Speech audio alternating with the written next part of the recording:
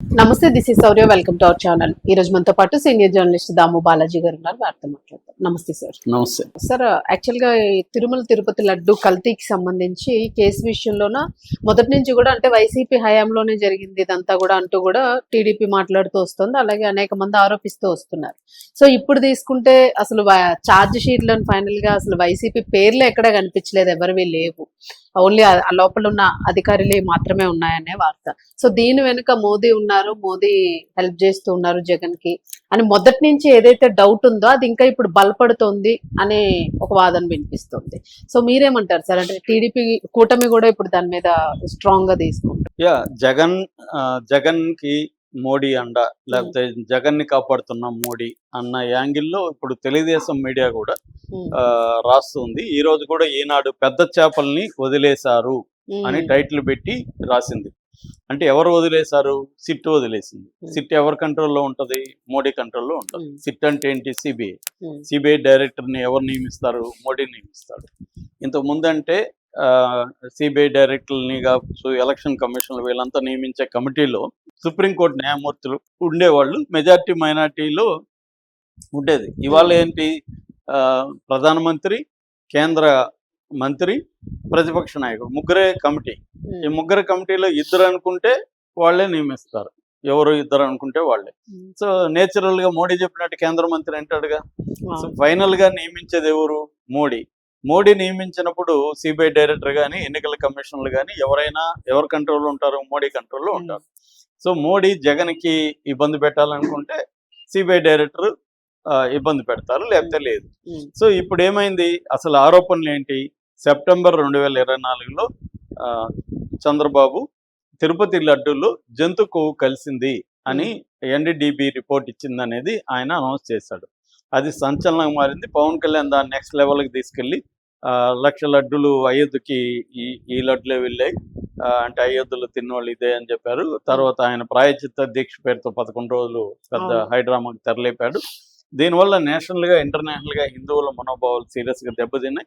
ఈ చివరికి అప్పటి చైర్మన్ గా ఉన్న వైవి సుబ్బారెడ్డి సుప్రీంకోర్టుకి వెళ్ళి ఇది కావాలనే దుష్ప్రచారం చేస్తున్నారు, మీరు దీని మీద విచారించండి, సిబిఐకి ఇవ్వండి అని ఆయన అడిగాడు. అట్లాగే సుబ్రహ్మణ్య స్వామి చాలా మంది పిలిచేశారు. దీని మీద సుప్రీంకోర్టు అక్టోబర్లో విచారించి దేవుణ్ణి రాజకీయాల్లోకి లాక్కండి, విచారణ లేకుండా అంటే వేరే లడ్డుని వేరే ల్యాబులకి ఇవ్వకుండా, ఎందుకంటే ఆ ఎన్డీడీబీ ఇచ్చిన రిపోర్ట్లో కూడా డిస్క్లైమర్ ఉంది. అంటే ఇది జంతువు ఫ్యాట్ అనేది కావాలనే కలిపి ఉండకపోవచ్చు, ప్రాసెస్లో కూడా యాడ్ అవ్వచ్చు, ఆ ఛాన్సెస్ ఉంది అనేది వాళ్ళు చెప్పారు. ఆ డిస్క్లైమర్ వేసుకున్నారు. కాబట్టి వేరే దాంట్లో ఎప్పుడైనా అలాంటిది వచ్చినప్పుడు ఇంకో 2-3 వాటిలో దాన్ని టెస్ట్ చేయాలి. అది చేయలేదు, చేయకుండానే ఇలాగా చెప్పడం కరెక్ట్ కాదని సుప్రీంకోర్టు చెప్పింది. దాంతో సుప్రీంకోర్టే సిట్కి చెప్పింది, సిట్ని ఆదేశించింది. సిట్లో సిబిఐ డైరెక్టర్ ఆధ్వర్యంలో నడవాలి. సిబిఐ నుంచి ఇద్దరు ఉంటారు, టెక్నికల్ బోర్డు నుంచి ఫుడ్ అథారిటీ ఆఫ్ ఇండియా ఉంది, దాని నుంచి ఒకరు ఉంటారు, ఆంధ్రప్రదేశ్ స్టేట్ పోలీస్ నుంచి ఇద్దరు ఉంటారు. అంతకుముందే సిట్ ఆంధ్రప్రదేశ్ పోలీసులతో వేశాడు చంద్రబాబు, దాన్ని పక్కన పెట్టేసింది సుప్రీంకోర్టు. సో ఈ 5 మందితో కూడిన సిట్ 16 నెలల పాటు దీని మీద విచారణ జరిపి ఇప్పుడు ఒక ఛార్జ్ షీట్ పెట్టింది. నెల్లూరులో ఉండే ఏసీబీ కోర్టులో ఛార్జ్ షీట్ ఇచ్చింది. ఈ ఛార్జ్ షీట్లో క్లియర్గా సిట్ చెప్పింది అంటే జంతు కొవ్వులు ఏం కలవలేదు, కానీ ఇది 100% కల్తీ నెయ్యి. ఈ నెయ్యిలో అసలు పాల నుంచి తయారైంది లేదు, అసలు నెయ్యే లేదు, కంప్లీట్ గా సింథటిక్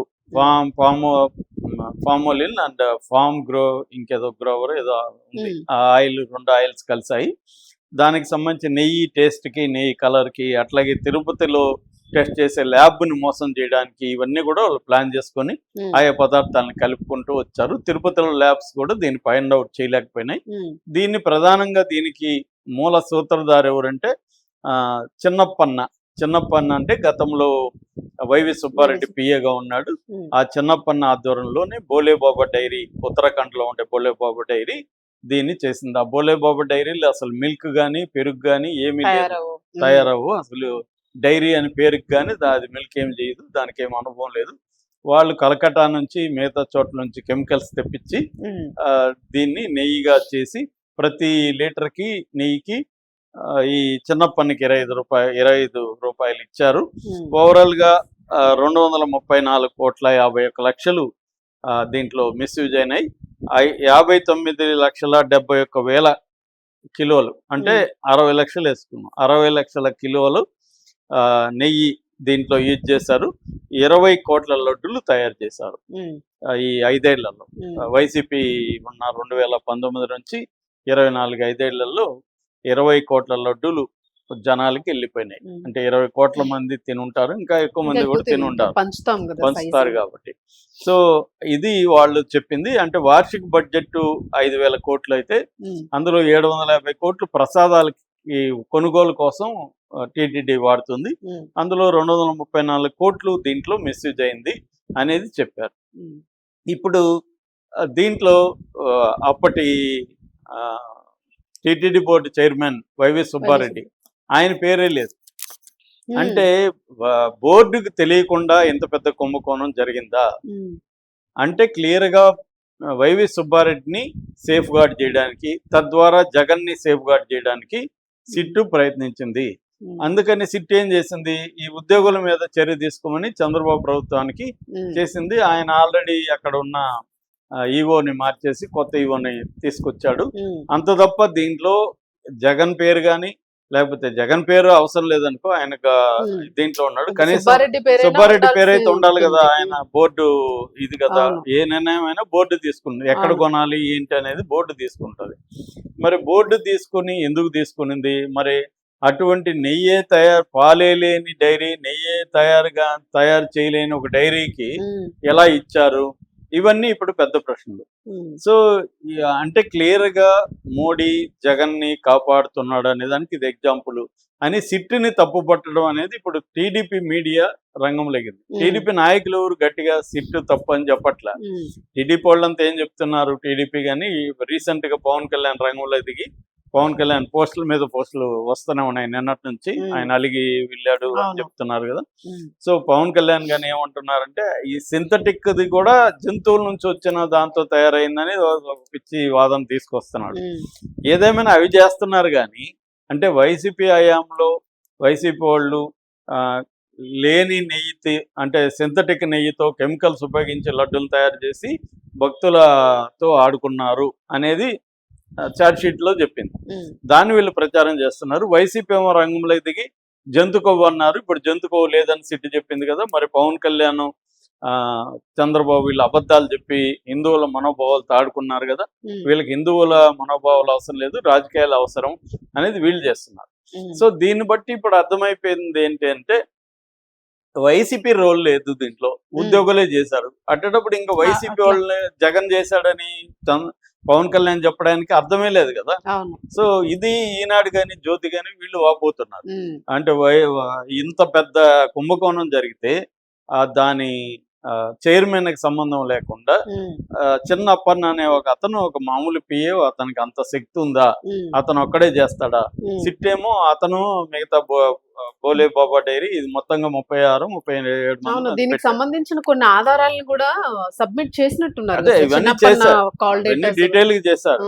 కానీ ఫైనల్ గా వచ్చేసరికి ఈయన పేరు లేదు, సుబ్బారెడ్డి పేరు లేదు. సో సుబ్బారెడ్డి లేదంటే జగన్ కి సంబంధం, అక్కడ ఎవరు ఎంప్లాయీస్ చేశారు, మాకేం సంబంధం అనేది ఇవాళ వైసీపీ ఆర్గ్యుమెంట్ కి ఈ ఛార్జ్ షీట్ పనికొస్తుంది. రెండోది కౌంటర్ గా మీరు మరి ఏమీ లేకుండా సింథటిక్ అయితే జంతు కొవ్వు ఎక్కడి నుంచి వచ్చింది? జంతు కొవ్వు అంటే నెయ్యిలో కలిపారని కదా మీరు అంటున్నారు.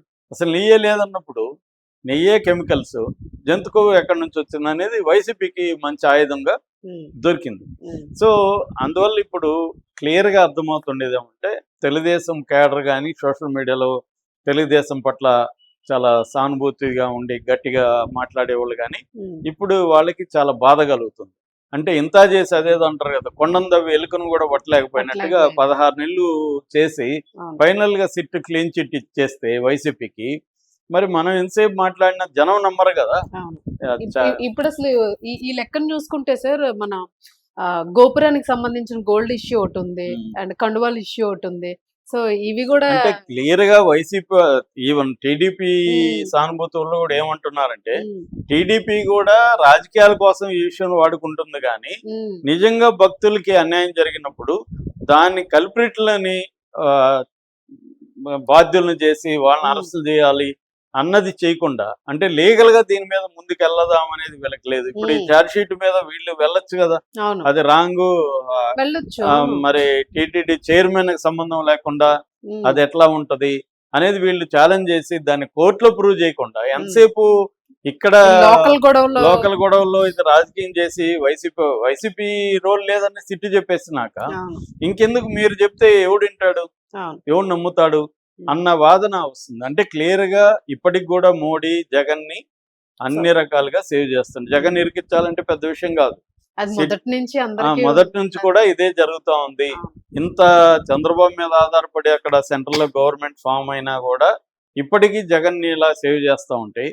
మనం ఎంత పోరాడినా కూడా బీజేపీ సపోర్ట్ జగన్ కు ఉన్నప్పుడు ఉమ్, జగన్ కి ఏ రకమైన హాని జరగట్లేదు. ఉమ్, జనం మన వెర్షన్ నమ్మట్లేదు. ఎందుకంటే సిట్టే క్లియర్ గా క్లీన్ చిట్ చెప్పేసింది. ఇచ్చేసింది. అది కల్తీ నెయ్యి అని సిట్టి చెప్పింది, అంతవరకు ఉమ్, ఓకే. కానీ ఆ కల్తీ నెయ్యికి బాధ్యులు ఎవరు?